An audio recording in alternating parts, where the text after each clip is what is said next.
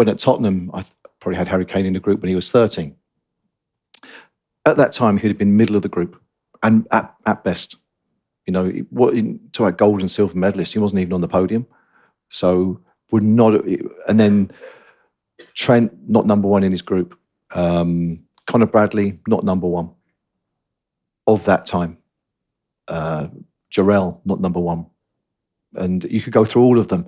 And every now and again, you are going to, I've not encountered it yet, but I guess I saw Bellingham play when he was young, and you could see he was a fantastic player.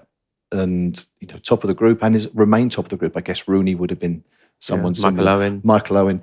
But I don't think Stephen was. Stephen got turned down for Lilleshall at 16. Yeah. So what have they got then that doesn't put them top of the group, but it means they have great careers as pros?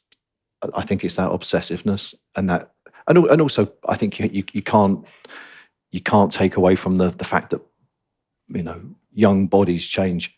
Yeah. I think I've listened to the Scott McTominay one, right? So he would have wanted to be a professional footballer. He would have probably had all the attributes needed, but his body wasn't ready.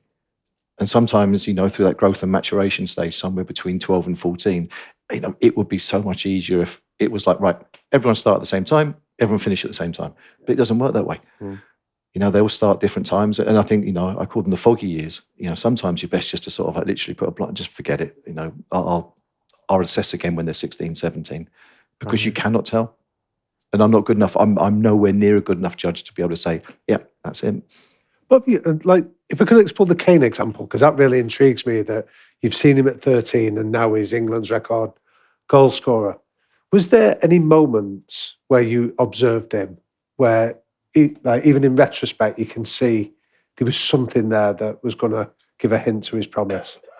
I think a pivotal moment at Tottenham, and I think, and by the way, for 1 second, not saying there's a lot of people that work with players. It's never one person, and John McDermott should probably take a huge amount of credit for the time spent with Harry. But I think there was a time when good under 16 player, very good under 17 player, etc. And one day, I think it was Brad Fiedler came in and said he finishes like Robbie Fowler, and everyone's like, "Oh, does he?" And there's suddenly a level of interest, like, no backlift, hits the ball hard, finds corners. And it was, it probably just shifted our thinking a little bit when, you get feedback or someone says something like that. It's like, okay, that's praise. And how much is your job to get in the way and turn them into great players? And how much is your job just to get out their way? Harry Kane is a good example, just to not stop them. Yeah, no, I think you don't create good players. I think you can stop it perhaps, but I do think as you get a little bit older, you realise that some of your best coaching is where you just turn a blind eye. I remember plenty of times, I was always pretty OCD myself around collecting the footballs in. Comes from a background of being probably Watford as a kid and then Leatherhead, Leighton Orient, Exeter. You count the footballs in because you're not getting replacements. Yeah. And I could never understand what was like always 2 or 3 short. It's just driving me mad. I'd be in my office and, it sort of cottoned on that one day there's a bit of, you could just see sort of like heads in the distance and all the rest of it. And what they'd done is they were hiding the footballs in the bushes. And then in the afternoon going out and having their own session. And the best thing I ever did was just turn a blind eye. And who was in that group?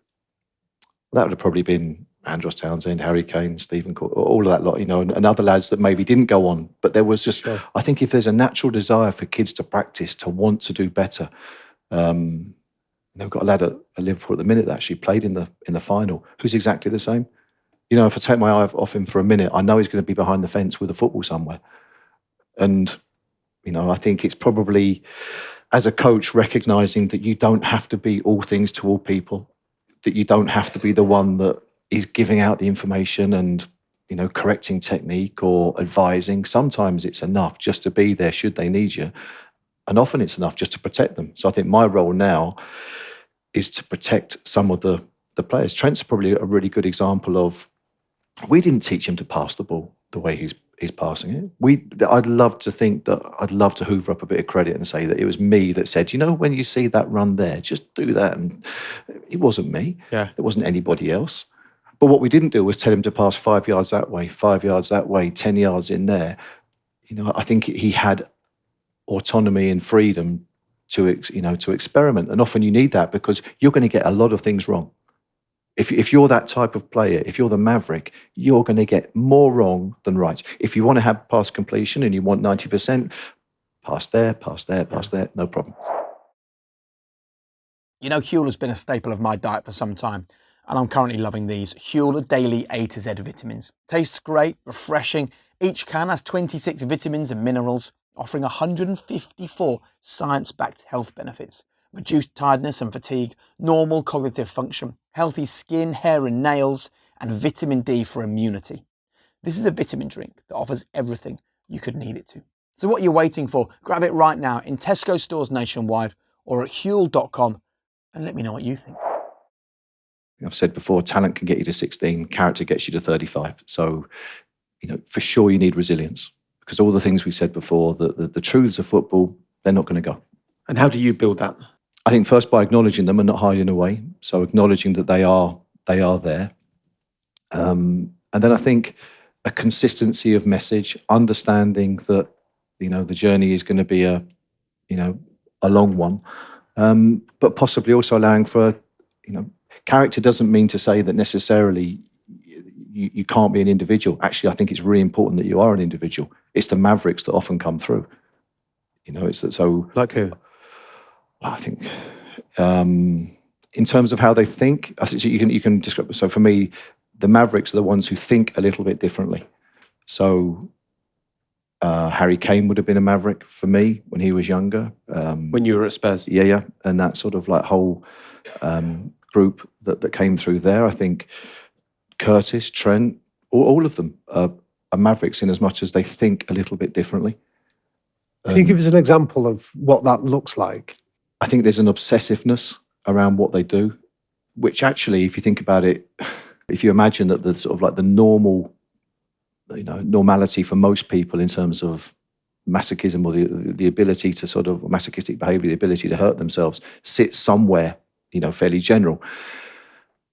To the right of that, you have people that are really obsessive in their nature, need to do things right, they tend to be the ones who come through. The problem that we have is that society now wants to normalise those people, and I've got to be very, very careful that we don't try and normalise people that actually have those traits or would have those behaviours that would perhaps allow them to get through. It's probably understanding it and recognising and then actually embracing it a little bit.